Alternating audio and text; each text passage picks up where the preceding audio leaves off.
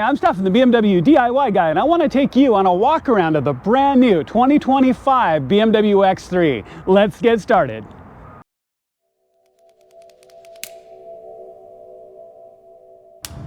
All right, let's start underneath the hood. I've already pulled the vanity cover so you get a sense of the motor and what it looks like. This is a mild hybrid setup here in the i50. This is 398 horsepower and 428 foot-pounds of torque, which is absolutely fantastic and should be very, very quick in this model. For those of you who track BMW motors, this is the B58 motor. This is the latest variant, and this is a fantastic motor. You see the B58 across multiple vehicles, even including the new Supra. So this is a high-performing engine to have in this X3, and you can see the setup in combination with the mild hybrid as well. So as we look across, you're going to see some radical designs here and changes here in the front end. The new kidney design is very distinct and different, even including the new light up kidney grills as well, which you can see here. It's really bright out today, but you can see these have the new, those very, very distinctive light up kidney grills. So quite a big difference. Now let's take a look at the headlight, suspension, and everything else next. All right, so starting here on the front, you can see quite a significant change here on this 4th generation X3. We've got the iconic glow in the kidney grills, as I mentioned, as BMW continues to innovate and change the way the kidney grills look.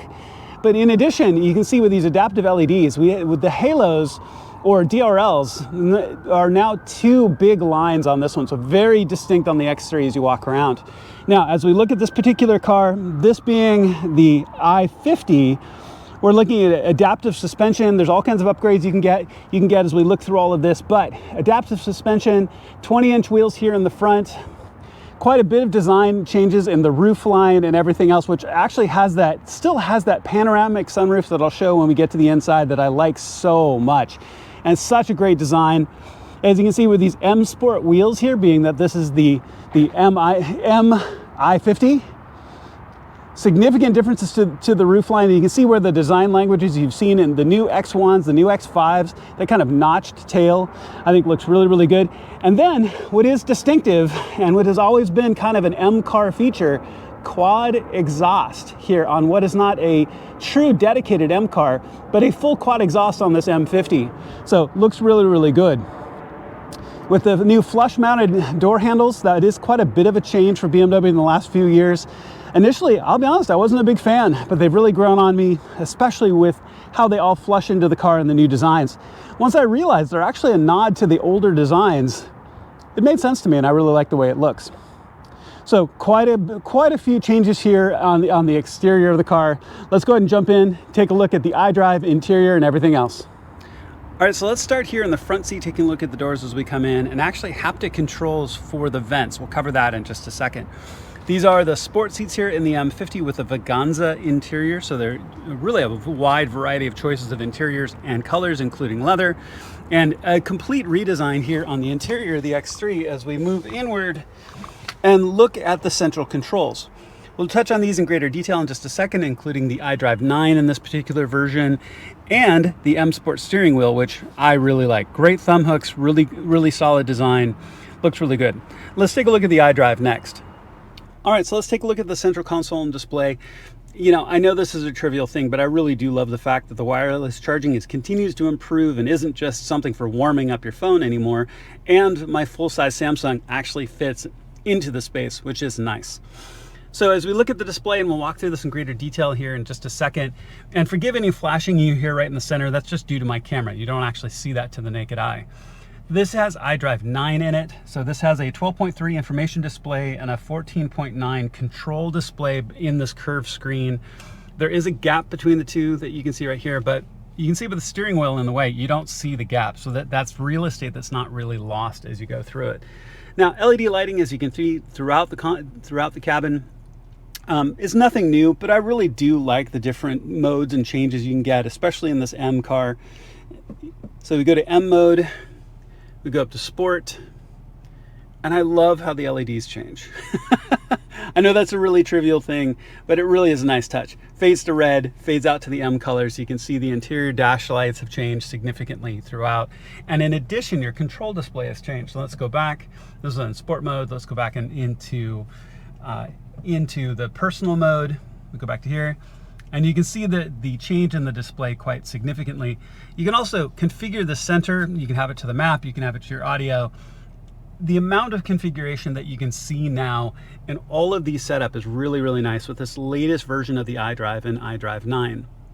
In addition to that, as we go back to really to the home view, this new kind of quick access tiles on the side. We saw this a little bit in iDrive 8.5, and now we see it fully in iDrive 9 here in this brand new X3.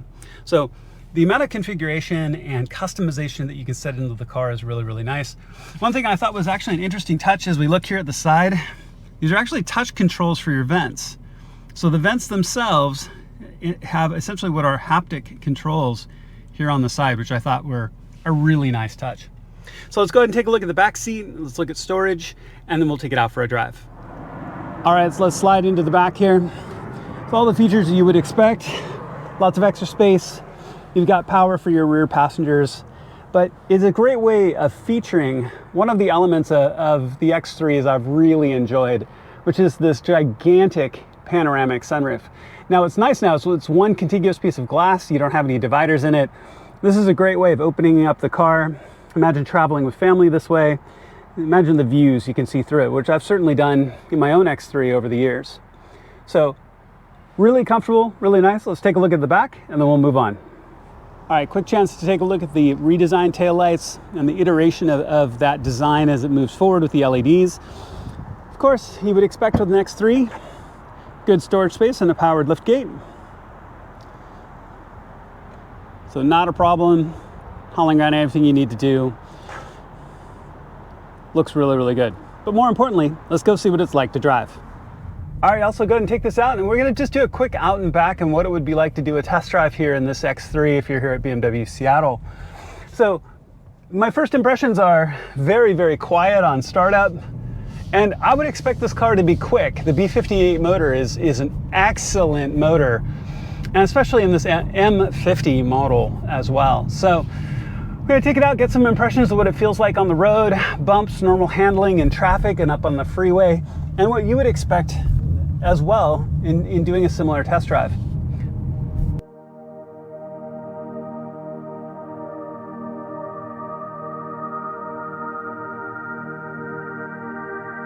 So getting up on the freeway, starting out here in essentially what is efficient mode and not sport mode.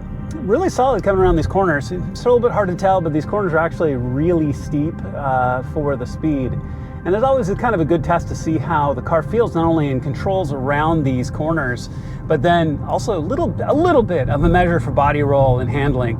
Now, I would expect with the M suspension in this car that it's gonna handle really, really well, and it does. It feels very solid. Same thing in regards to the steering wheel, which I would expect, this essentially being the M Sport steering wheel that you would see in its bigger brothers M3s or M4s or my M2. But all in all, really good control so far. Once we get out on the bridge, we'll see what it's like across the bumps and expansion joints. And then in addition, get a feeling of what sport mode feels like in this car, which I would expect to be crisp with the B58 motor. But let's take a look at what Seattle looks like on a gorgeous fall day.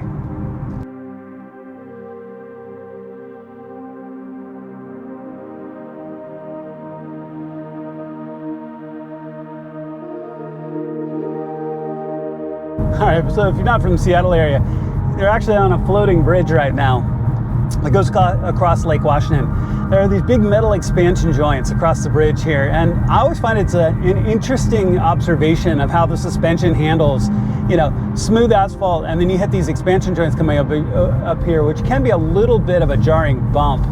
These guys right here. And yeah, and now I'm in sport mode, so it's going to tighten down the suspension a little bit.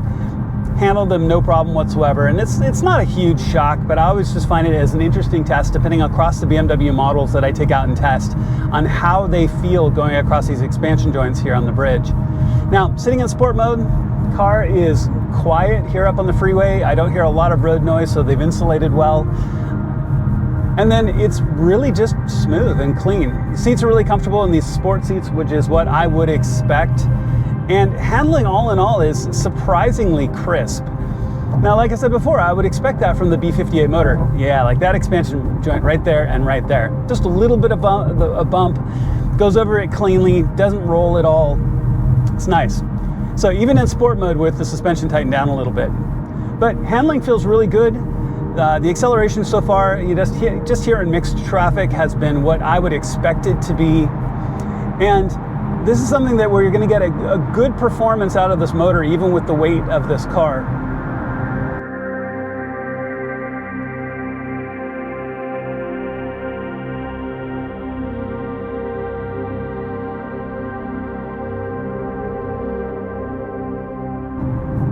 All right, kind of typical Seattle traffic today, a little bit heavy, but we'll take this off-ramp and loop back towards Seattle and what is a good on-ramp. So it's an off-ramp here, and we'll whip around back onto the on-ramp, which is a good way to get some acceleration, get a feeling of what the car feels like at nowhere near maximum acceleration, of course, because this car is still well within break-in and is not ready for that. But you do get a sense of what this motor can do with this car and the kind of performance you would expect if you owned it. So let's get started here on the on-ramp and we'll see what this feels like. We go in sport mode, coming down the ramp. Yeah, easing off a little bit just in respect out of traffic and a car still well within break-in. But yeah, that was quick. Very quick transmission, very smooth shifts. It got up and went very, very quickly. There was very little delay in getting on the accelerator and on the pedal and actually coming down the ramp. So that was really, really quick. Got up to freeway speed in a very short distance. So in many ways, that kind of meets my expectation for this particular motor. This is such a great motor for BMW, and I would expect it to be that great in this car. So it's not that I'm unimpressed, I am impressed, but it almost meets my expectations of what it should be in an M50 and with the B58 motor.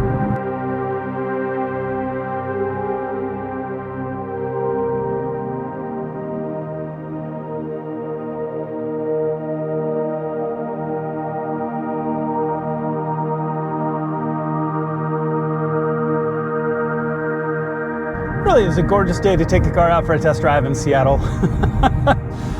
So we're about back to the dealership, and you know, this car really meets my expectations. I expected increased technology. It's definitely there. I do like the new curved display. That is something that I think is a great feature from BMW. I'd love to spend more time with the iDrive 9 and see the different features and functionalities within the iDrive. But they've also simplified the user experience there quite a bit. So less screens, but all more condensed. I'd love to spend some more time there and get a sense of what it's like. I do love this M Sport steering wheel, but I would expect that because it's familiar to me as well. But all in all, this X3 really does meet what I expected it to be. It's quick, it handles well. I've had no problem with lane keeping in a car that's significantly bigger than my daily driver. Handles very, very well, and I think this would be an excellent car to have. So not only for all the things you need to do, but with the xDrive, you can handle in better weather. You can take the kids, you can take the family around in this car, but at the same time, it has a higher degree of performance with this M50. So it can still be sporty and quick with that B58 motor.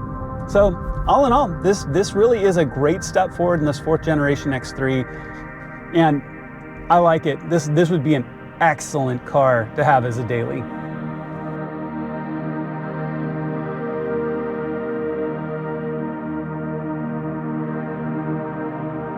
All right, so back here at the dealership, and the test drives are always too short. The one thing I can't really capture on camera is the heads-up display, which is really excellent. And it's one of those features that if you haven't had it before, you'll realize how great it is, or if you've had it and then you don't have it, you'll miss it.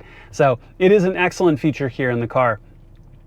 This really has been a great test drive, really quick out and back, and get a sense of what the car would be like, you know, as your primary car, or daily driver, or whatever it happened to be. I could easily see one of these in my garage. You know how much I love my M2, but it's really not practical for bad weather days or more than just a couple of people in the car. This would be an excellent, for me, second car also in, or a daily to take the family around, do whatever you need to do, and especially in bad weather with the excellent xDrive. So all in all, I'm really impressed with this car. I think BMW's done a great job with all the features, and it is an excellent step forward into this generation, this 4th generation of the X3. Thank you so much for watching. I really appreciate it. Please make sure to click like and subscribe. It makes a huge difference to my channel, and I would truly appreciate it. I'm really grateful for BMW Seattle to give me this opportunity to get hands-on. This car is in really high demand. There were folks before me and after me waiting to take the car out. So I'm grateful for them to give me this opportunity. Thank you so much for watching. I really appreciate it, and I'll see you on my next video.